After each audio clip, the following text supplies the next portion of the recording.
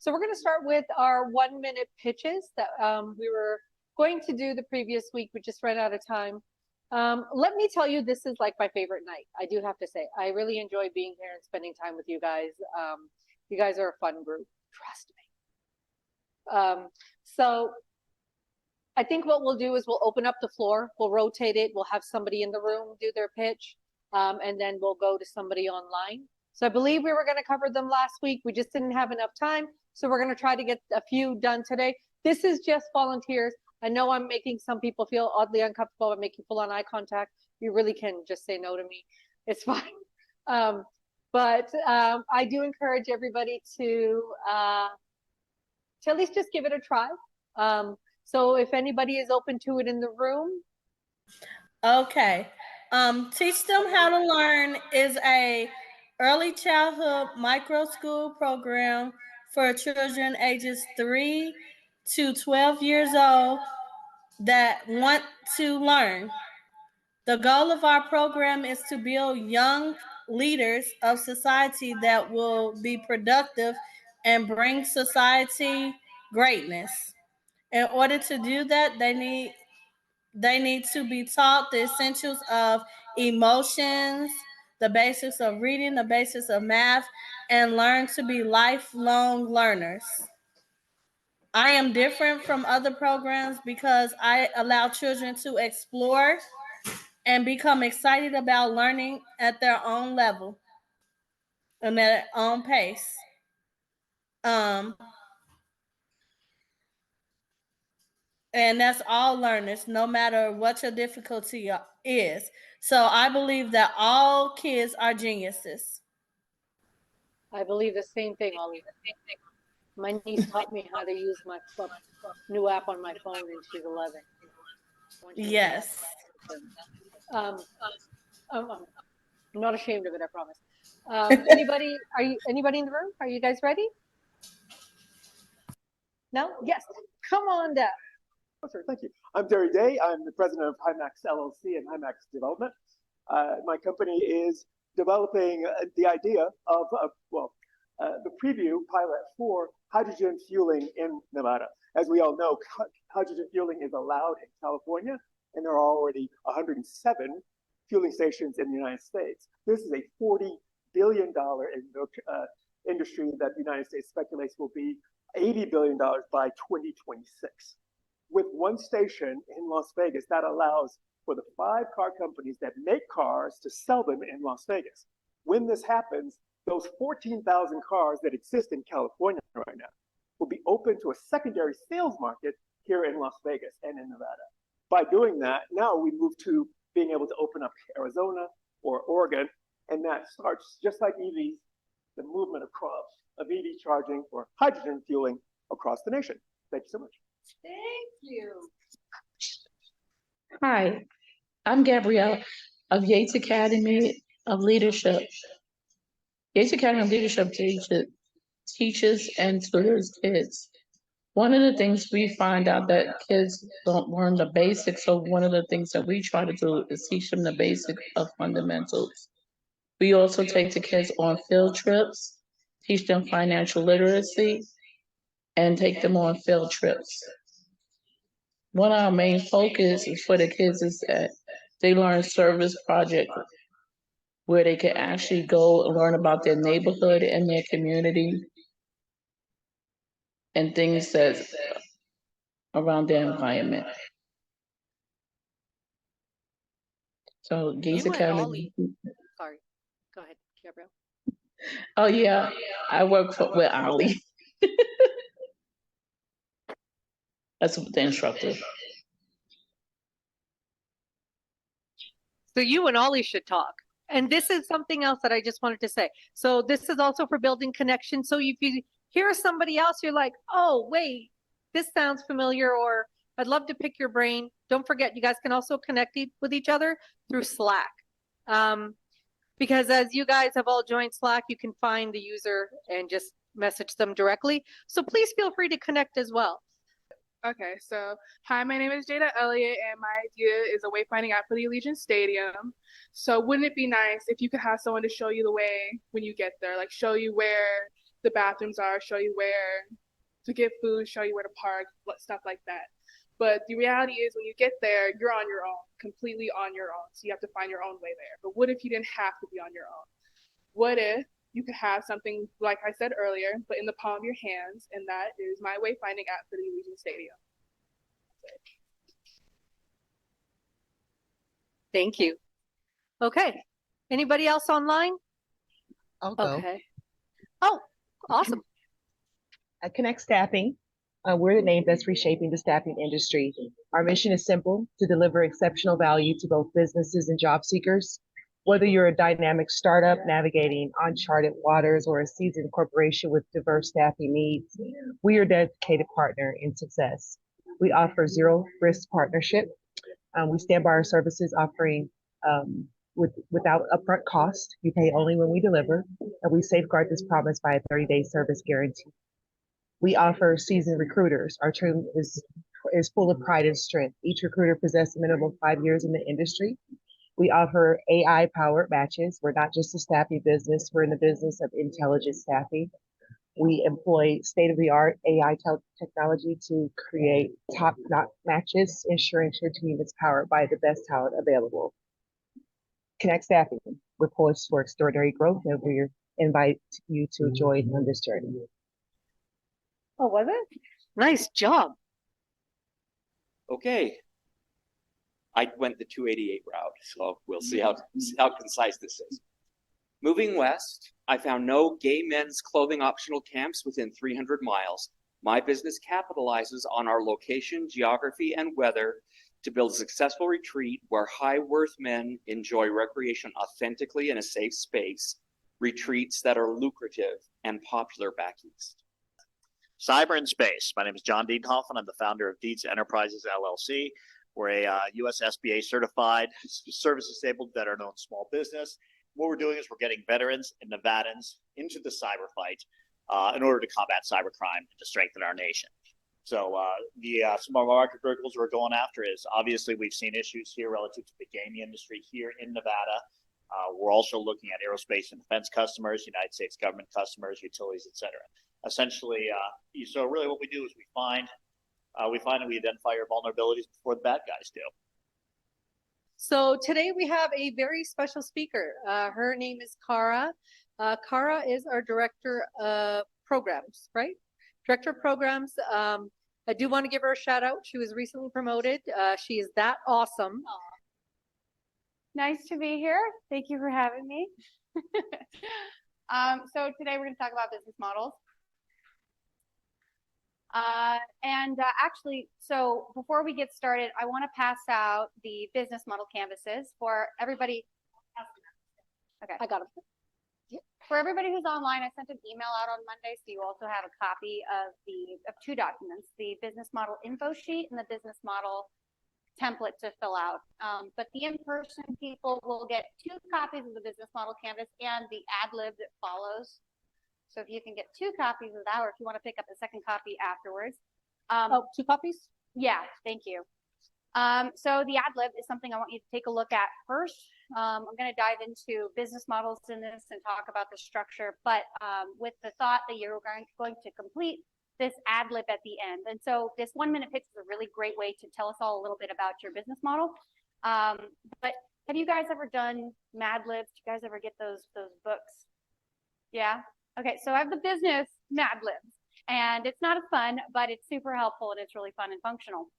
So you get to fill in the blank. And then the great thing is that your next 1-minute pitch, or the next time you're telling someone about your business model, you can use this ad lib to tell us your business model in 3 sentences, all of the most important stuff. And so that's what we're going to be accomplishing today. And we're going to be going through all of the tools. So to start, why do so many businesses fail? There are a lot of different answers to this question. There are a lot of different people who will tell you why 90%, 99% of companies fail. I believe that companies fail specifically because they don't have a roadmap, and they don't know where they're going, and they're not specific enough. They come up with some really awesome idea, and then they built a website, and now what? And so I would like to challenge everyone in this room, everybody online, to be very specific and be very intentional with your business. So we've got some really great tools. I didn't really say anything on the slides, but I'll send you guys a slide deck later. So the key thing here is to think about this current point in the road as being this very uncertain point. We're not really sure where to go next. We're not quite sure who our customers are. We're not really sure that they want or can use our product. I mean, we're convinced, we're confident, you know, we're doing a lot of things because this is the right thing for me. But how certain are you, right? So keep in mind, this is a great graph because it tells the story of your journey. As you reduce uncertainty, you create value. And we want to create value. We want to succeed as startups, right? So how do you quantify uncertainty? You don't know what you don't know, right? So it's really easy to just make a list and just start with the list and say, I don't know for sure that they want my product. I don't know for sure that they want these features. I don't know for sure who exactly is the person who's going to give me their credit card. I don't know who that person is. So we start there. We just make a list of everything I don't know. And we're gonna go through the business model canvas as a tool to start to make a list of those uncertainties. And our goal at the end is to identify all of those uncertain points and then make a plan of action for knocking them down. We learn more about them. That doesn't necessarily mean it's a positive thing, like, yes, that's our customer. It's a finding, and that finding is our value. It's the result. So we find out someone is not our customer. That is just as valuable as finding out that that this other person was your customer, right? So this is where we're at, is we're going to quantify uncertainty. We're going to make a plan of action to target that uncertainty. Thank you. And we are going to use that to create a company of value. So the business model canvas, 9 basic building blocks for your business. I don't know if any of you guys remember the days of the 30-page business plan. I am happy to say those days are over. And we have a single sheet in front of you where we can categorize and we can capture your entire business in 9 key categories. And we're going to go through each of them today. And I'm giving you 2 because one you might want to fill out as we go. And the second one is to take home later for later discussion and thought. So as we look at your canvas, I want you to think about this as having a front stage and a backstage. How many of you have gone to a play or seen something in the theater? Right? Okay, so as the audience, we see the things that are on stage. We see the actors, we see the story, we see the props. Now, what a lot of people will do is they will see the front stage of a business, the product, how they display themselves, who their brand is. And then they go and they try to recreate a business based off of things they see. And they're like, well, they had a website, I'm going to make a website. They have business cards, I'm going to get business cards. But what ends up happening is because you're not thinking about the back end, you're not thinking about the supporting characters, you tend to make a hollow business. And you're like, okay, I've got a website, now what? So it's really important that we think about the front stage, but it's supported by the backstage. And so before you spend money, before you do anything, you make sure that you know who your supporting actors are. Backstage, key partners, key resources, key activities, cost structure. Those are things that we don't see. I don't know what Apple is doing today, right? I know what they're selling on their website. So that's front stage versus backstage. So the backstage is very important. And I just want to encourage you all to be sure to be thinking about the backstage activities before you spend money, before you do anything. And also, if you're going to a play, you're not going to have people hanging out backstage that don't have anything to do with the stuff that's on the front stage, right? You've got these costume designers, you've got choreographers, you've got people who are there to serve a function and a purpose. So keep that in mind. Don't put someone on your key partners list who isn't going to support you in your activities on the front stage, right? So just be very mindful about everybody and everything that you put in these boxes. So we're going to actually fill this first one in as we go. So that you have some time to put some thoughts to paper. Just a couple of rules, and they're loose rules, but they come from a great place. Please, no sentences. Sentences are very difficult to change. We want to be very flexible here. Bullet points. Bullet points are where it's at. And I mean, if you have multiple thoughts, it's not one very long bullet point. It's each thing gets a bullet point because you want to be able to strike things that no longer serve you in your business. And then separate those. So separate different ideas into different concepts. And then this is a key one, no orphan items. So things are all attached to each other. You have a product, you must have a customer. You have a partner, they must be supporting you at some other point. So a item on your canvas must be connected to something else. Now, because we're filling this in as we go, it's fine if there are orphan items, but we're going to do kind of a cleanup at the end. And if you just have something that's an outlier, like let's strike it, or we build around it. So any questions about this before we dive into the canvas itself? Yes. An orphan. Oh, how do I define an orphan item? Orphan items are items that are not attached to something. And as you build it out, you'll begin to see patterns. So for example, we're going to talk about your value proposition and your customers. We're going to talk about features and who's interested. If you are building features that nobody will use, nobody asked you to make, and you're making for fun, that's an orphan item. It's not connected to anything else. And so, you know, it'll become very clear which things kind of stick out because you want them to be on the list. Like, you know, this person's a great friend. I stuck them on the key partners list. Are they helping you create value? No? Okay, strike them. So that's really what that's about. Any other questions before we dig in? All right, does everyone have a canvas? And for the people online, you can just Google Strategizer business model canvas. Oh, definitely. Thank you. So Strategizer has this canvas. It's open source. So you feel free to download it for free online. There are a lot of different versions out there. Strategizer is the one I usually go to. I like the way that they format it. So, so for future reference, if you guys want it. So your business model canvas. For whom are we creating value? What do they have in common? Now, I talk to a lot of people and they tell me that their customer is everyone between ages of 25 to 36, or everyone who's a homeowner, or everyone that blah, blah, blah. You start your sentence with everyone, we got to back up a little bit. Because how am I going to sell this to everybody? Are you going to be door to door? Where are you starting, right? So we're getting very specific today. So if it is indeed all homeowners, maybe you're selling solar, is there an association that you all belong to? Is there a group where we all collectively come together? Are we all a part of some organization that you can approach on that level? It's very important that if you are going to start to sell something, you are going to start to talk to someone, you talk to one person who represents the views and the opinions of multiple people. And so just be very specific in your customers. So what groups do they belong to? So think industry associations, things like that. And you know, what do they all have in common? Which is typically the problem that you're aiming to solve. So your value proposition, what value do we deliver to the customers and what problem are we solving? So the problem is the most important thing. And when I ask you what your problem is, I'm not asking you to tell me your opportunity and how awesome your thing is and how it's fitting in the market. I'm telling you, like, what is this thing that exists that is keeping you up at night that you really want to solve? And then who else is experiencing that problem, maybe at scale, right?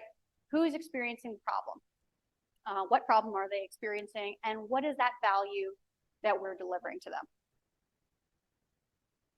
Our customer relationships. What keeps your customers coming back? So Starbucks, for example, you're on a road trip, you're in a foreign town, you're just getting through, you want a cup of coffee. You see a bunch of different coffee shops, but maybe you stop at Starbucks. Why would you pick Starbucks over a local shop? Any thoughts? You know what you're going to get. Yeah? What else? Consistent taste, yeah. Maybe you've got, yes? The quality of the product, like you know what is there, right? The app. Yes. Yes. So the app is so smart, right? Because it interfaces with these gift cards. So if you've got a family member who loves to give Starbucks gift cards, you can take that balance, you can load it up on the app, and you have it wherever you go. So if I've got $15 in the app that I cannot pull back out, and I'm in town, I've got free $15, right, that I can spend on this coffee shop, or I'm going to have to go and drive down some foreign streets, and I don't know for sure if they have a drive-through, and there's all this uncertainty, and I'm just trying to get to my next destination.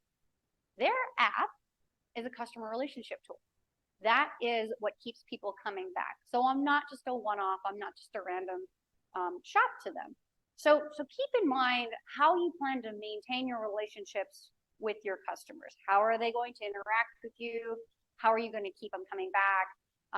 You know, like credit cards, for example, they started out as like these rewards programs, kind of like credit cards, and then it turned into a whole thing. And you know, and that's how these credit card companies got really built up. And that was a relationship tactic.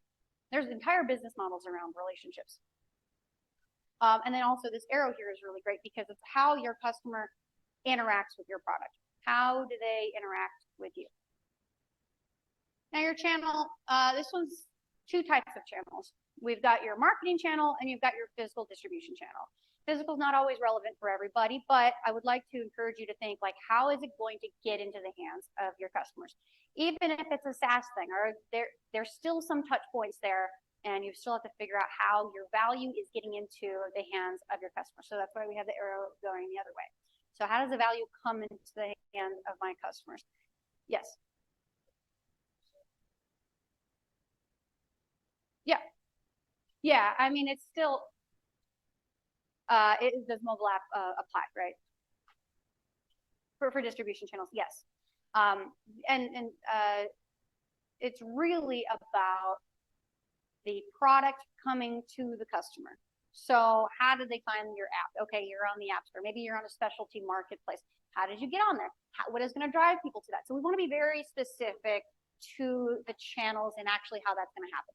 And if we're keeping a list of our uncertainties, that's a lot of great uncertainties to start listing out is, well, which platforms are the best place for people to find this? And, you know, how will people be driven to it? So you start to write a list of questions of things that to solve for X, right? For each of the categories that we're in. Now that is front stage. Do you guys, I probably should have slowed down so you could write in the boxes. So why don't we hang out here for a little bit? I'd love for you guys to fill in your front stage and tell us what your audience sees. We'll take a few minutes for that. All right, let's move on. So how did it feel writing all that out? Yeah, it's a lot. And you know, these canvases are meant to change, right? We go from 30 sheets to 1 sheet so that we have that flexibility. And you know, if you have multiple ideas, multiple business ideas, different things you want to do, different canvas for each one, really dig in and get very specific. And that's how we create value, right? So key partners.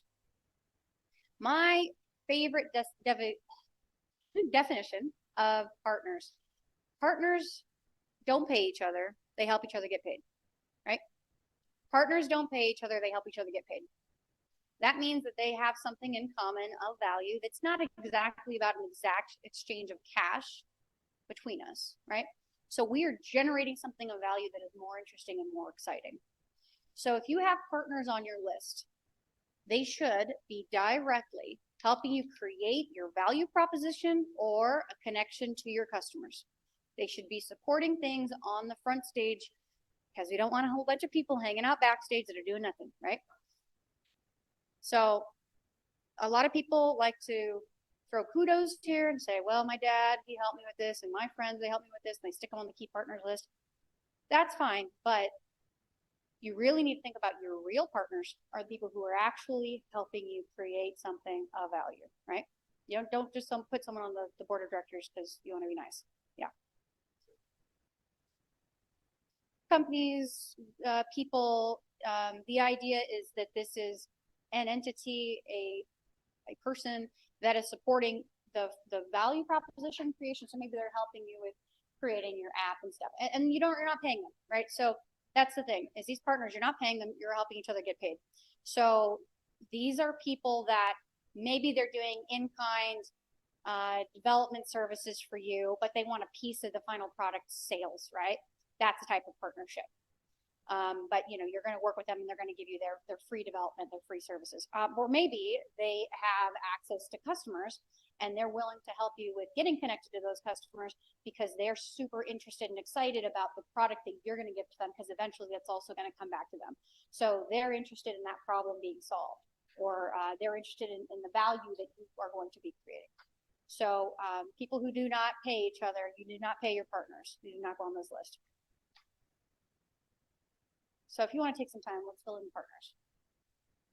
Make sure no orphan items. They support product or customer. Vendors are a resource, and we'll talk about resources next. Investors are not the type of partners here. Those kind of are business support, financial. If they're helping you develop a product or they're helping you get connected to customers, that's who you want to put specifically in your partners list. Have advisors that are helping advise you, or have like I have some advisors that are key in the industry that I'm working in. Are they helping you create product? Yes. Then I would put them there. Okay. You're paying your staff. Okay. So no partners. No partners, guys. Yeah. Yeah, it's kind of your litmus test. If you're paying them, not a partner. Yeah. And technically, investors, there's an exchange of cash there, so that's also a reason they're not on the partners list. Not to say that we couldn't be partners. Yes. Hold, please.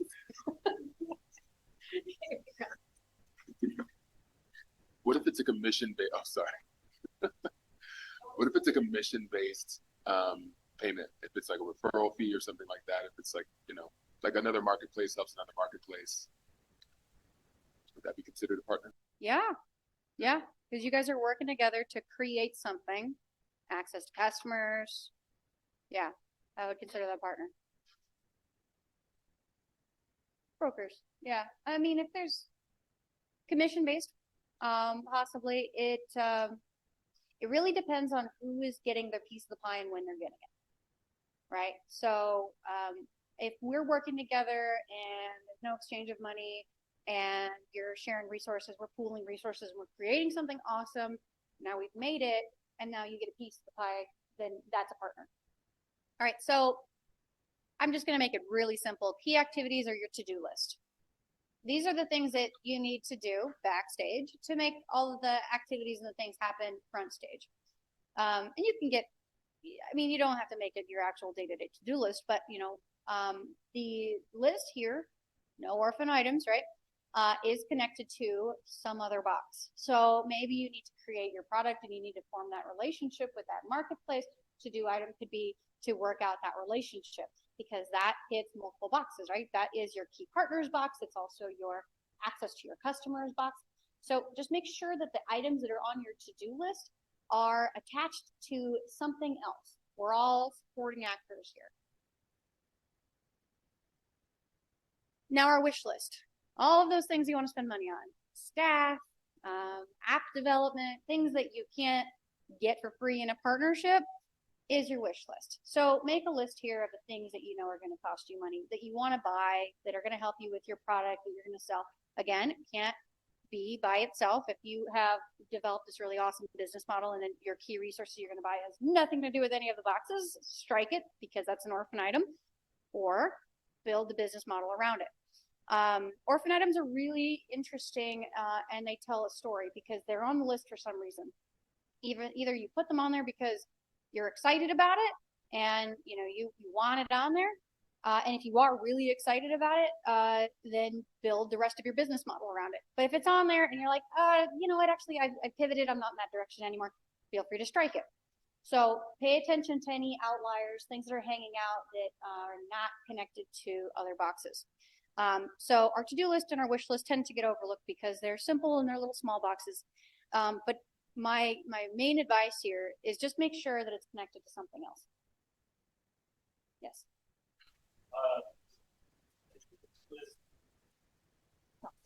The wish list, could it be must have and nice to have? Like, yeah, it's things that you split it up between. Yes, so it's things you expect to spend money on. Yeah, anywhere your money is going to be spent is your wish list. So product development, access to customers. Maybe you want to purchase a customer list, things like that. The orphan items tell us a lot. They tell us about our hopes and dreams and aspirations, and sometimes just tacked on shower thoughts. and it helps us figure out what our business is meant to be after we've waded through them. All right, so we've talked a lot about business without actually talking about money, which is really important. I actually reserve the cost structure and the revenue structure for the end because I want to emphasize that a conversation and a handshake is free. You can do so many things before you spend money on your business, and you should. You should do all of this exploration before you get a website, before you get your friends and family to put in all this money. Figure things out before money is involved. So cost structure. I'm not interested at this point in seeing like spreadsheets and numbers and all of this stuff. I want bullet items, right? And I want to know what are the things that are going to cost you money. Now, typically your wish list and the cost structure tend to mirror each other, but just make it very simple for yourself and itemize what is going to cost you money. Do you have a product that's going to require a lot of development time? So just think about the types of things that are going to cost you money and just make a list. All right, revenue structure. Same as cost structure. We want a list of all the ways you're going to make money. And this is really important, and I have to say, often overlooked when we're reviewing pitch decks. It's like the item people don't think to add. I don't know why, but how are all the different ways you're going to make money? I mean, don't tell me you're just going to put this on the App Store and hope people are going to find it, and you're going to charge $5 for an app, and like, no. So do you have a one-time subscription or one-time fee, subscription fee? Do you have a setup fee? Do you have warranty coverage? Are you going to have a person come out and inspect the product that they sold to you, and are they going to do that on a monthly service fee? Like, what are all the different ways that you can bring money in? And so I've listed a couple here. So asset sales, subscription fees, licensing, advertising. Advertising is a great one. So all the different ways that you can bring money in. And at the end of the day, you want to make sure your revenue streams outweigh eventually your costs. I'm going to put this up here. I would love for you guys to take some time to fill in some items in your Canvas, and then we can answer some key questions. And I have a few more slides after this. Hi, I have a little bit of a silly question, if that's okay. Yeah, no silly questions. Go ahead. Do you need a partner?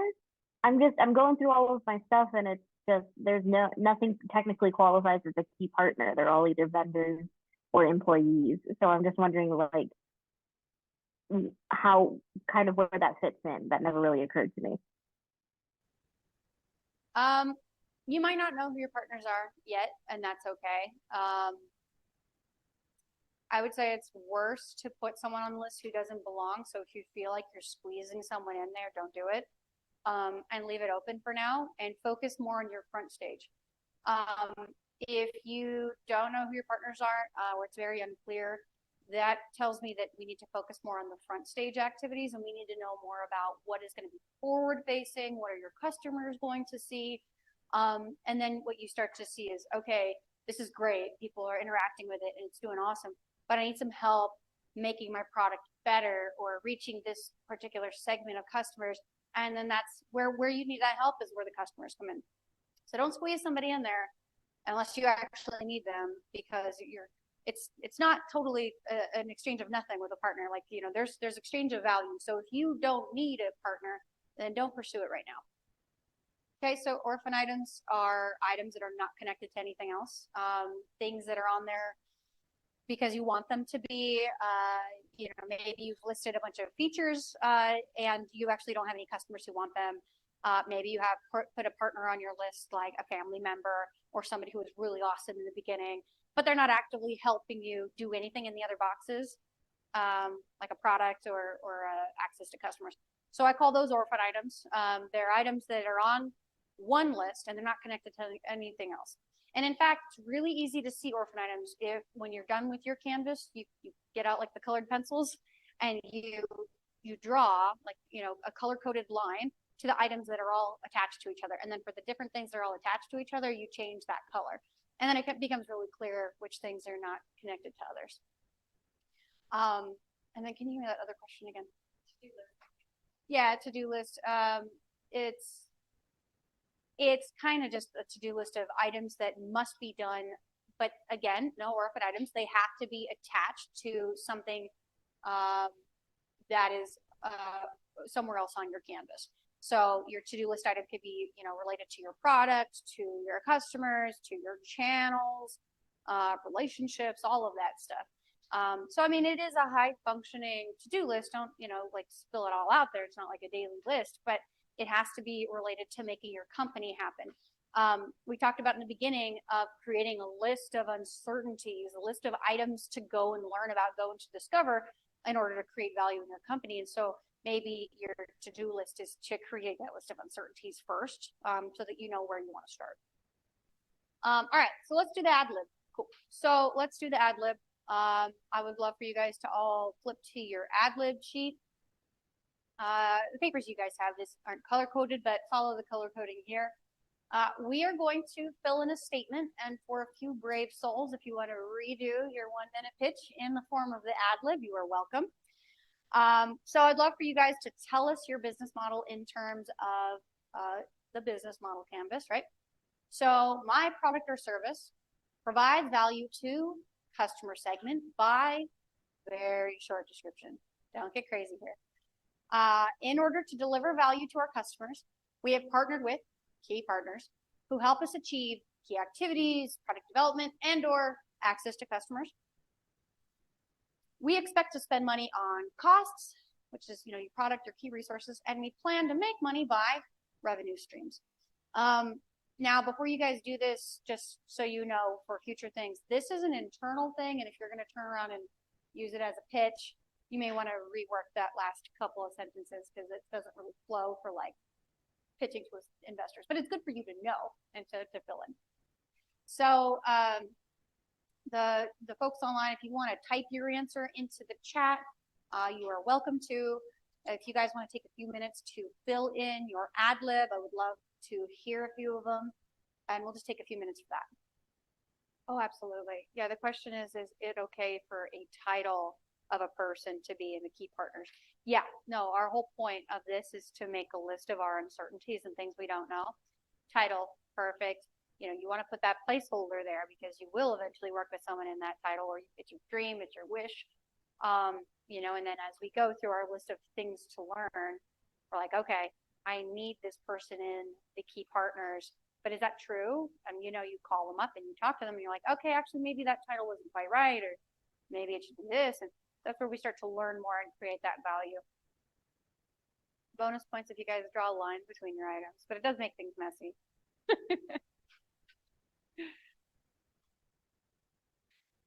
All right. Does anyone want to volunteer to say their ad lib out loud?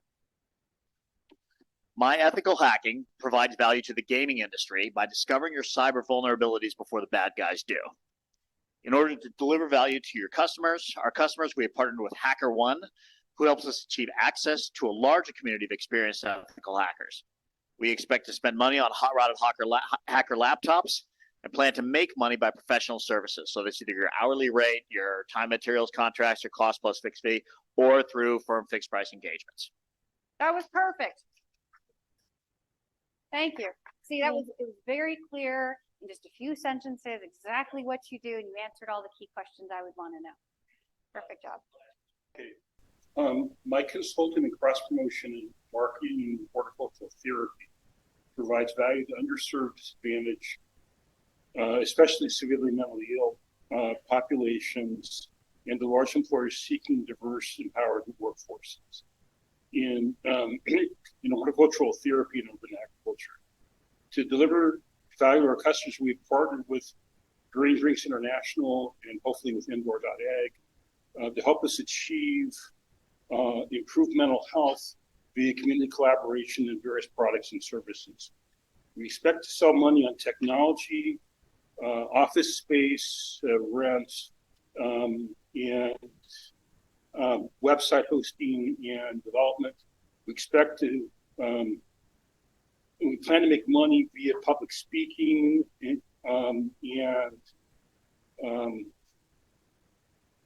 can't read my handwriting. Grant writing and growth collaboration with key customers, which could be social enterprises or corporations. Perfect. Thank you. Yeah.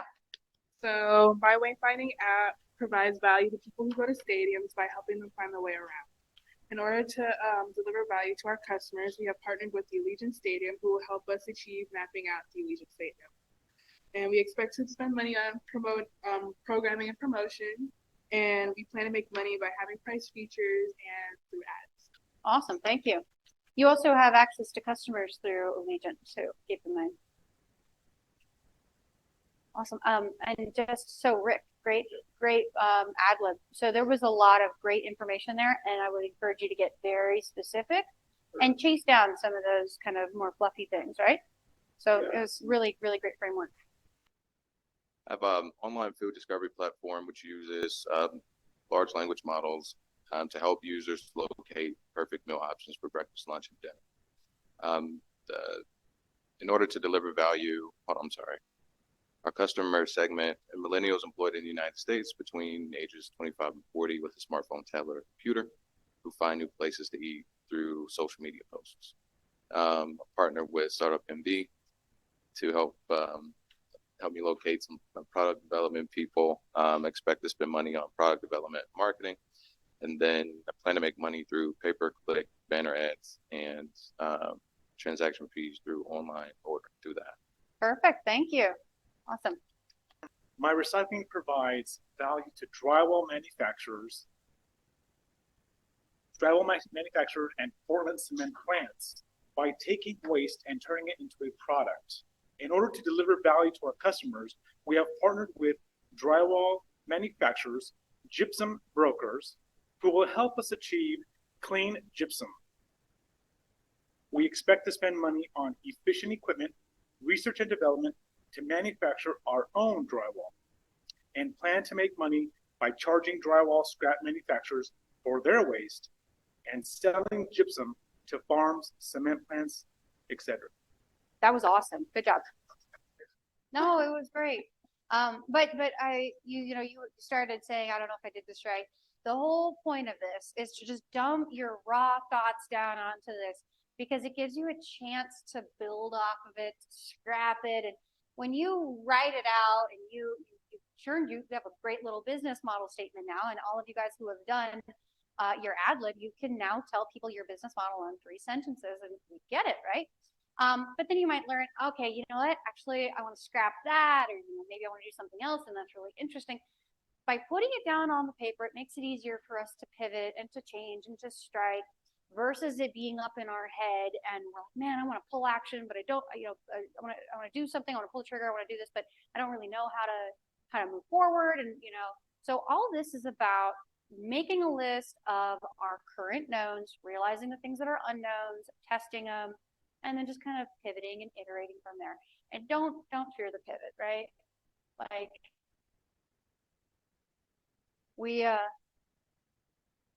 don't fear the pivot. Don't be married to the product, be married to the process, right? This is the process. This is how to be successful. Is you change, you pivot, you evolve, you put something out there, you scrap it. If you really want to get creative with it, you can write your whole canvas out, spend hours doing it, and then stand up and rip it up. It's liberating. Sounds terrifying, right? But then you take a second, fresh approach to it, and you realize what was really important from the first time you did it. And it starts to get really good and really refined. I'm not going to make you guys rip yours out. That's mean.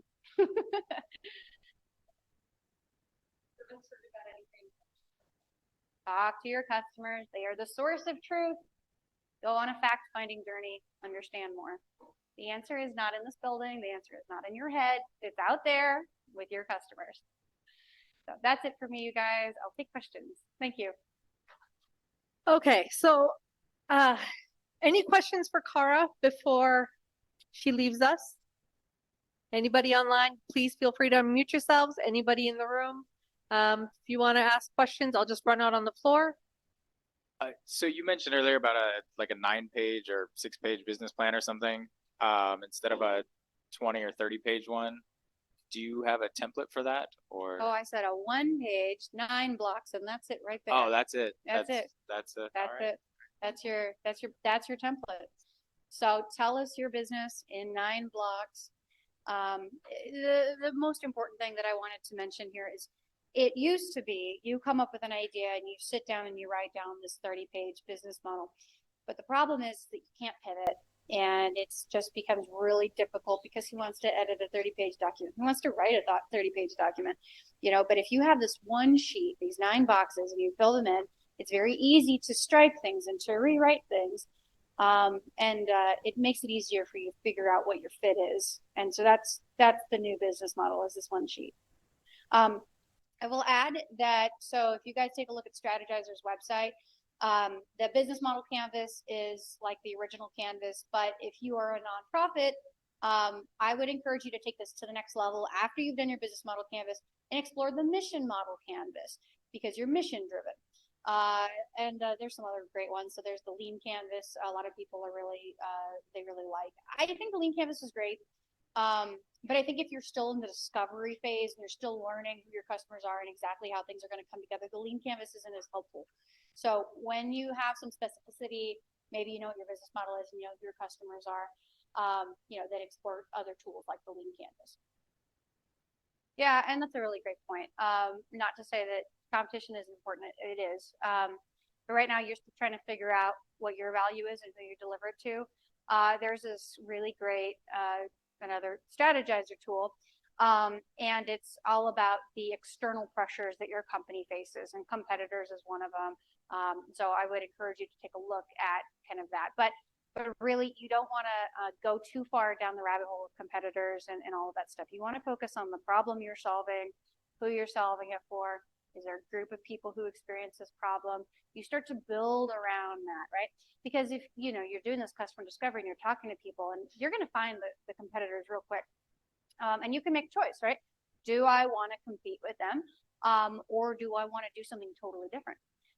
So Peter Thiel has this book 0 to 1. If you haven't read it, it's a really great book. And in his book, he says, complement, don't compete. So if you're going to go into a competitive environment, these competitors have more opportunity, more money, more connections. You're going to go head to head with them. It's going to be really tough. But if you can find a way to complement them, like go to the side, do something they're not doing, but maybe serving a similar niche of customers, a similar type of products. Those are the types of companies that end up getting acquired by the companies that they're complementing. So it's really great to know who your competitors are and to do an analysis so that you can figure out how you would complement. But if you're in the early idea stages, I would encourage you to stay in the canvas first. All right, any other questions? Cool, thank you. Thank you, Cara. So for people in the room and everybody online, I just wanted to get your feedback. What did you learn today? So I see some people that are like, no, a lot, which is great. Sorry, Maggie. My ergonomic massage chair, titled True Air, provides value to those predisposed to pelvic floor drop and ergonomic support, and offers ergonomic support. In order to deliver to our customers, we've partnered with UNLV to help us achieve mainstream manufacturability of our patented prototype. We expect to spend money by manufacturing and marketing here in Clark County and plan to make money by offering warranty services and customizable, removable upholstery. Awesome, thank you. Yeah, this is great. And I would just encourage you and everybody who did the ad lib today to take this as an opportunity to get very specific as we get into it. So awesome place to start. Continue to pivot, continue to add to your canvas, continue to ad lib as just kind of talking it out to see if it makes sense as a cohesive statement. And this was absolutely fantastic. So thank you. So does anybody want, oh, wait, we got one more person. Question for you. So I got here late. I did hear what you were mentioning with the orphan items, where to identify them. Okay.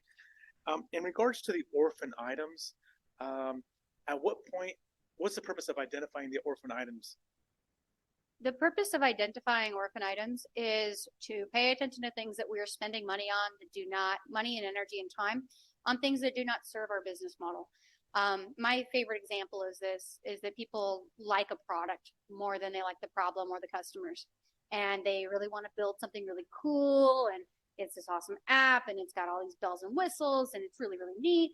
And if you take a look and you just make a catalog of all of the features, can you tell me if you have a customer who said they wanted that feature? And if you don't, it's not connected to anything else. It's an orphan item. But if you created something because this customer asked you for it, it's connected. It's no longer an orphan. It's got a buddy. So you just want to pay attention that you don't have something on there because you want it on there or because you think it needs to be on there. It must be on there because it's got some other purpose in your canvas.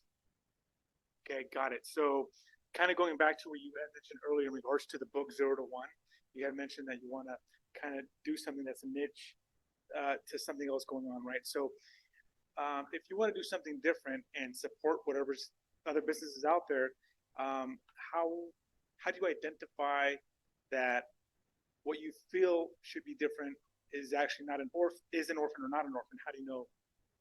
Well, how does that process work? So there's a lot more to this than orphan items, and actually we've got a little bit of time. We've got to dive into pricing models, but we can talk more. Got it, yeah. And if anybody wants to talk more about this, I'm happy to go into it. So Rickshawn, if you want to take it away. Yeah. Oh. One more question. JJ, you can unmute if you want to, but I'll read it if you don't. He does have a question about minimum profit margin that investors find acceptable. Hi. Yeah, I just messaged it, but yeah, no, I was just curious because we were talking about costs and just the revenue channels here just a little bit. And again, this might be something we talk in later courses, but I was curious about, like what is the minimum profit margin that investors will find acceptable? Of course, ideally, I know we want the highest profit margin that is the most attractive, but I'm just generally curious of like what would be the minimum. So really great question. And today really we're talking about the business model structure and just kind of high level. We have some really fantastic experts who are going to be coming in, and later in the series we're going to be talking about financials and investment and investors and the types of profit margins that they want to see. But just as a very high level answer, it depends on the industry you're in. It depends on the product. It depends on a lot of things. And unless Maggie has a different answer, I would love for you guys to stay tuned for the financial session that we're going to have later on. Okay, so here was my question. Has anybody thought about pricing strategy or really given it some thought behind, how you guys want to approach this? So I'm sure the big question is, how much should I charge? How much can I charge? So there's 6 pricing factors: sales volume, sales revenue, market share, competitive advantage, company image, and profitability. Factors that influence pricing: cost of goods, demand for product, service, competition, market pricing, customer perceptions, margin standards, and then going to your price. Factors influenced by pricing is your sales volume, sales revenue, market share, competitive advantage, company image, and profitability. 3 steps. First, evaluate pricing position and constraints. Low, higher parity, thank you. Regulation, competition, demand. Second is consider pricing strategies and policies. Target market, market position, profit potential, volume bundled, fixed, high margin, discount pricing. And then 3, set prices. Cost, market price, price positioning, return on investment, perceived quality, value, and substitutes. So tips for pricing your services. So consideration, willingness to pay, the range, perceived value, competitors' pricing, reputation, and non-billable time and taxes. So this actually brings up something interesting that happened recently. And Maggie and I were here where we had an individual, and this happened a few weeks ago. We had an individual who was kind of talking through one of their products and mentioned what their pricing strategy was. This person didn't see behind them, but in the room, you could see everybody's face kind of like, ooh, that's probably not a good idea. So it was just interesting to see how that worked out. So it's also really good when you're out there asking questions, and it's a part of the questions you should be asking to complete strangers. Go to a restaurant, go to an event. Maggie likes to say, go to the farmer's market, and ask, right? How much would you pay? Creating a price list. The point, making accessing your product or service as easy and exciting as possible. It's not just a list, it's a tool. Essential elements: clarity, visibility, ease of use, product pictures, item descriptions, shipping delivery details, return other policies. Looking back at pricing strategy, the topics covered: how much to charge, 3-step pricing process, factors affecting pricing, and price list. So question, who in here knows kind of what they want to charge? How many of you have went out into the world and asked if people would pay? Kind of, sort of? Okay. I know you were with me at Vegas Tech Summit not too long ago. Did you have the opportunity to walk around and ask the question? What kind of feedback did you get? If you don't mind me asking, I'm picking on you because I know you're in an environment where you could have done this. And so that's why most businesses ask for or pay for marketing surveys, but you didn't mention it in your presentation. How do we feel about marketing surveys? Maggie, Farr, you guys want to take this one? For market research, I like to think that conversation falls into 2 camps. And if I talked to you guys at office hours last week, you are going to know the answer to this. But there's conversational questions that you ask, and then there's transactional questions that you ask. Conversational questions open up the floor to talk about the problem, to talk about the product, to talk, not the product, but the opportunity, right? Transactional are leading questions, and they tend to end in a yes or no, and oh, your product is great, yeah, I like that. Now, if you do surveys, those are transactional in nature. So I think spoken, conversational, walking around and talking to people, even walking around with a clipboard and just saying, hey, I'd love to ask you some questions about the problem and about you as a customer and understand you as a customer profile. I think that that's a lot more beneficial than a survey, which is really just a data point. And it's not as actionable as a conversation. So Maggie, did you want to add to that? All right, we did a whole thing recently, not for this group, on how to ask open-ended questions of your potential customers. Now, this is before you've actually developed your product, so you can get in the habit of talking to your customers and responding to what their needs are. But what I put in chat for the people online is that up north, there is a pricing expert named Mark Stiving. He's on LinkedIn, and he does a weekly newsletter on pricing strategies. And on our YouTube channel, StartUpNV, I know it's .org, but you go to YouTube and you search StartUpNV. We have a playlist from our Lunch and Learns, and so we have a recording of him giving a talk about pricing. And really what he says is that if there's no resistance, you have good customers, then you can try raising your price. And you raise it until you do get resistance. Okay, but figuring out where to start with the pricing, when you ask people in your initial questions, would you pay for a solution to this problem? And they say yes, you ask them how much. And so you're going to have wildly varying numbers. And so you probably are going to be safe going somewhere in the middle there. But it's just a guess. So you're going to keep talking to your customers and asking what they would pay. You're going to be doing customer surveys to find out if they're happy with the product. What else would they want to see in the product?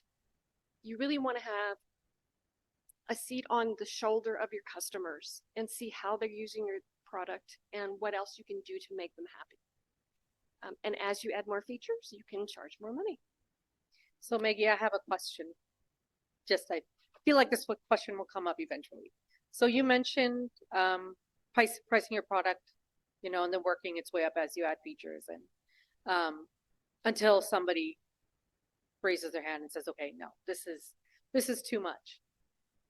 how do you feel about starting high and then working lower? How does that affect your customer? Will you, I see Cara shaking her head. I'm coming over there with the mic, Cara. This is exactly why I want to talk about this, because I want to make sure that we understand why that doesn't work. Okay, so you should know what your costs are. So you're not going to underprice your costs, right? But if you start too high, you could create an impression out there that it's hard to recover from. Right. And starting high and coming low can cheapen your product. It can cheapen your brand. I mean, you have other things to consider that are not just monetary at that point. So just keep those things in mind. There are companies too that will have two brands and they don't really make it known, but like Kirkland vodka is that Grey Goose, right? So it's like the yes, yeah, there you go. See, you don't know that. So the Kirkland vodka is Grey Goose. So I mean, but this is a thing. So you've got luxury brands or high price point brands who realize that they're only capturing kind of a certain high price point customers, and they realize that they're missing out on people who want to spend less on alcohol. So what they do is they white label or they change their brand, and they don't tell you this, and they sell it at a cheaper price point because, and they do this thing where they hide their brand.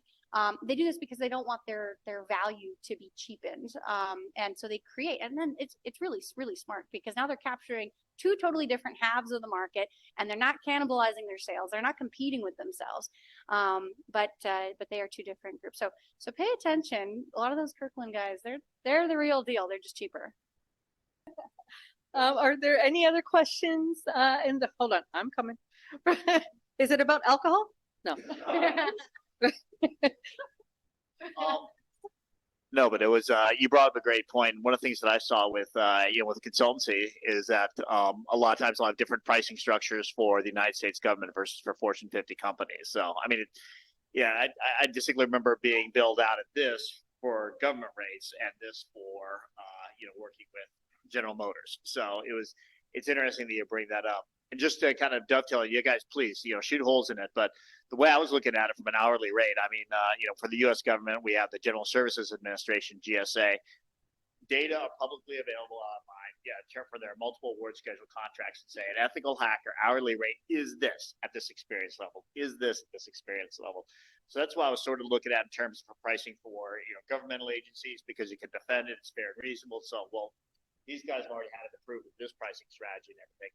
I don't know how that would necessarily translate over to the gaming industry here in the state of Nevada. So that's sort of where I was going with it. If you guys think it's flawed, please let me know. I've got very thick skin. So I mean, if there are problem areas or flaws with any of my pricing strategy, I'm all ears. So I mean, I'm not a pricing expert. I would encourage you guys all to reach out to Mark Stiving on LinkedIn or to follow him or come to one of our events that features Mark Stiving. I will say though that the price you charge will reflect the value, and so having different customers who have different price points, you're delivering different types of value to those customers. So that's how you justify it, right? So the government doesn't have the kind of flexibility that a small business would have, and so you give them freedom through your product, and so that's the value that you offer to them and the price that you offer for that. And so keep that in mind. So what types of value do you offer? But I think we are at time. Yeah, we are. Totally. Okay, guys, if you guys didn't hear it, Grey Goose vodka is also Kirkland. That's my takeaway from today's. I'm just kidding. Thank you guys for joining today. Cara, thank you so much. Cara's on our Slack channel if you guys have more questions. Otherwise, we will see you next week for, what was it again? Oh, don't forget to check in, by the way. Okay, so don't forget to check in. And again, thank you guys for coming. I really enjoy these evenings with you guys, and